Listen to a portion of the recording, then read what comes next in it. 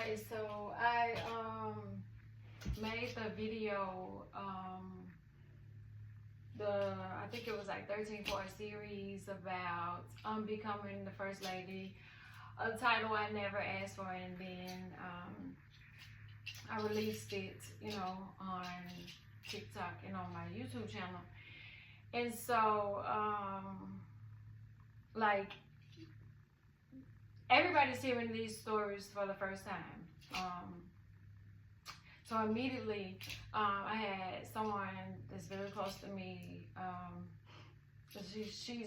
I call her my sister. And during the time that the pastor and I had started talking, her parents had passed away, like both of them back to back. And I had a business meeting and I couldn't make it.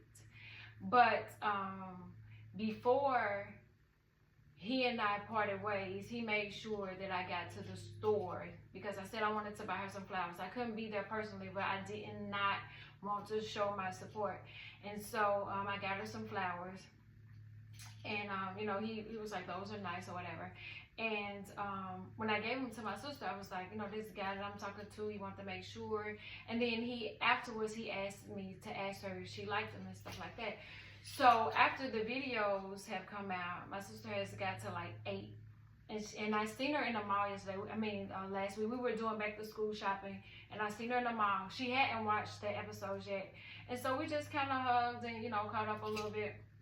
And after she watched like episode 7 or 8, she texted me and she was like, I had no idea you were going through that. I thought it was good. And it made me think, of course, that's what he wanted people to think. That's what they do. That's, why would he want her to think that he was, a monster or he was manipulative or narcissistic? So, to her, he came off as, like the perfect gentleman, somebody that was kind, And it let me know, I said, well, I was embarrassed and I was ashamed. Like, there's not something that I felt like I could tell her, even though, we don't really have secrets. But I had been in a long-term relationship and had never gone through anything like what I was going through now. So not only was I embarrassed and ashamed, I had no idea, because I was like, how do you go from that to this? But he had it packaged so good that even while I was going through it, I had no idea I was going through it.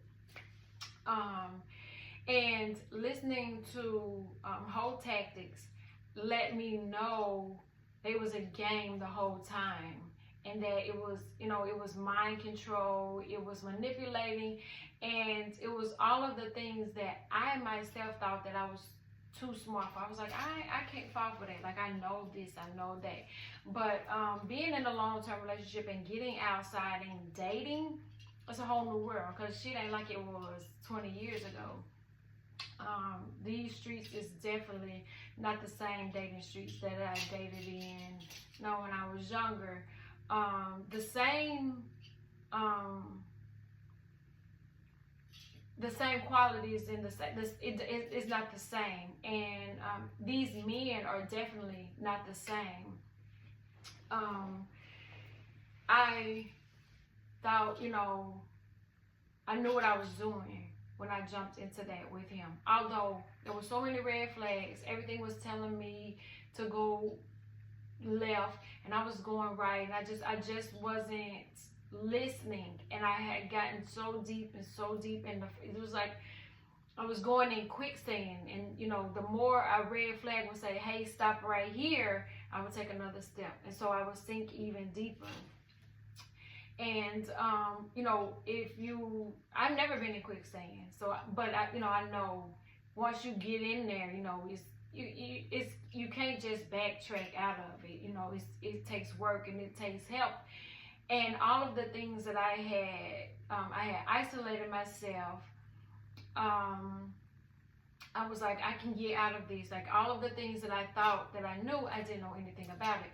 And so now, with hindsight being like, hindsight is so like, I'm at the point now, like, anytime there's a red flag, first time, I'm done. I'm out. I'm not I wasted enough time there. But I also understand that there was a lesson to be learned in that time. And it's something that I couldn't have learned or I couldn't have done unless I went through it.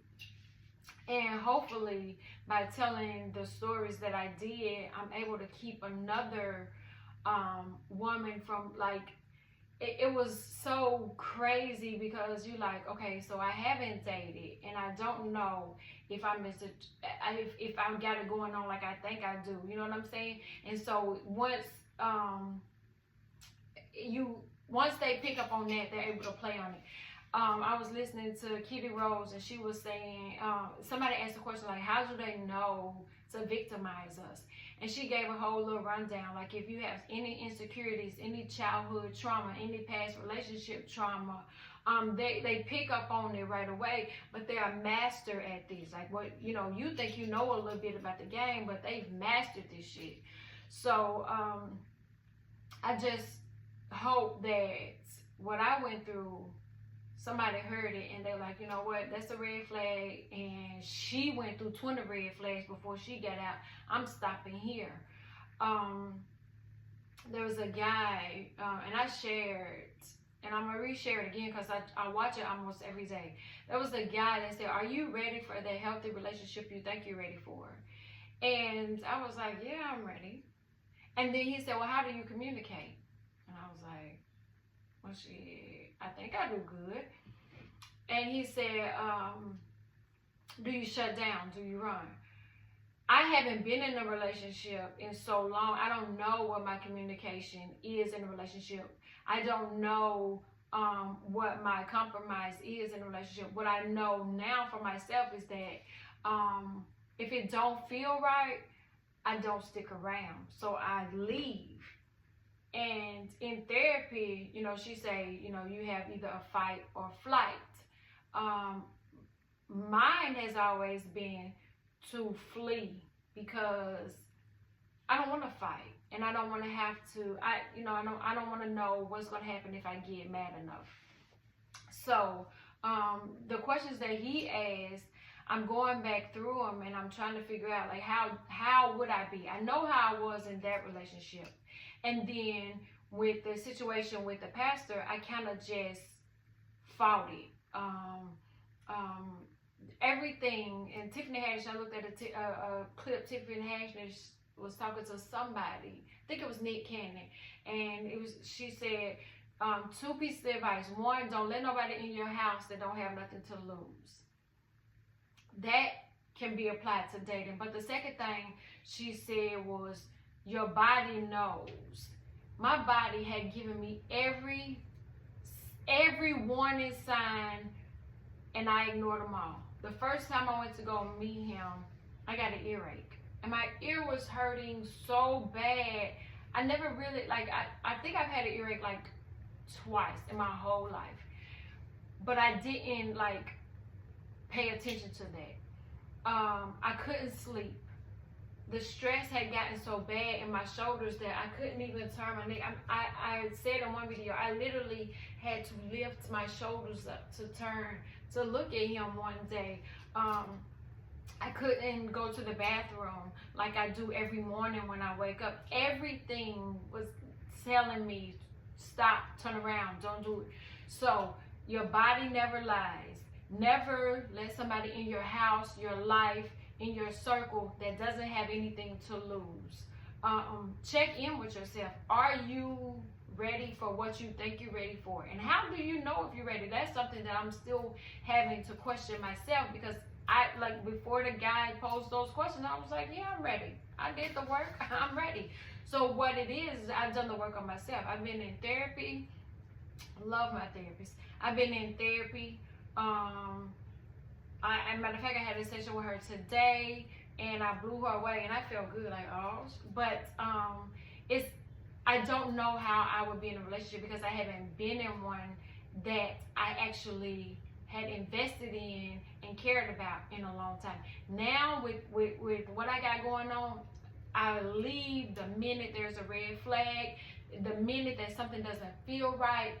I flee. I'm gone. I'm out. So I don't know if I'm ready the way I feel like I'm ready.